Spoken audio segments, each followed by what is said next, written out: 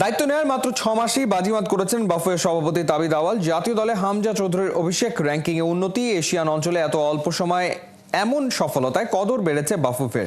একই সাথে অবকাঠামো সার্বিক উন্নয়নে এএফসি থেকে বরাদ্দ বেড়ে দাঁড়িয়েছে $2.5 মিলিয়ন। গেল 12 এপ্রিল কুয়ালালামপুরে অনুষ্ঠিত হয় 35তম কংগ্রেসের। বাফুফের অগ্রগতিতে সন্তুষ্টি প্রকাশ করেছে এএফসি।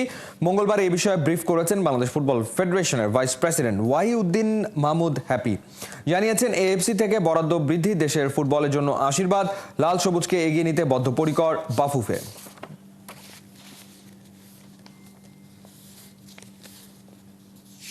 তো এফসি কংগ্রেসে এবছর তারা তাদের বাজেটের 63% খরচ বৃদ্ধি করেছে এবং সেটা বাজেট ভোটে পাস হয়েছে। বাংলাদেশ একজন ডেলিগেট ভোটার ছিলেন, আমাদের প্রেসিডেন্ট, আমরা সেটা অনুমোদন করেছি। এছাড়া সেখানে আমাদের তারা খেলাধুলার প্রতি বিভিন্ন রিজনাল অ্যাসোসিয়েশনে ইনভেস্টমেন্ট বৃদ্ধি করেছে।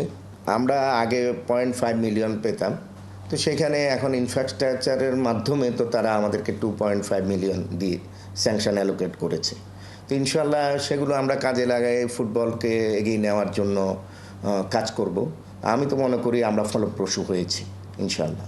আর এছাড়া বাংলাদেশের ফুটবলে বিশেষ করে আমাদের র্যাঙ্কিং বেড়েছে, হামজা খেলেছে। এই ব্যাপারে প্রত্যেকটা ফেডারেশনে, যতগুলো ফেডারেশন, ব্যাংকক বলেন, সিঙ্গাপুর বলেন, সবার সাথেই তো আমাদের এমনি দেখা হয়েছে, কথাবার্তা হয়েছে, সবাই অ্যাপ্রিসিয়েট করেছে এবং তারাও আশাবাদী যে বাংলাদেশের ফুটবল এগিয়ে যাবে।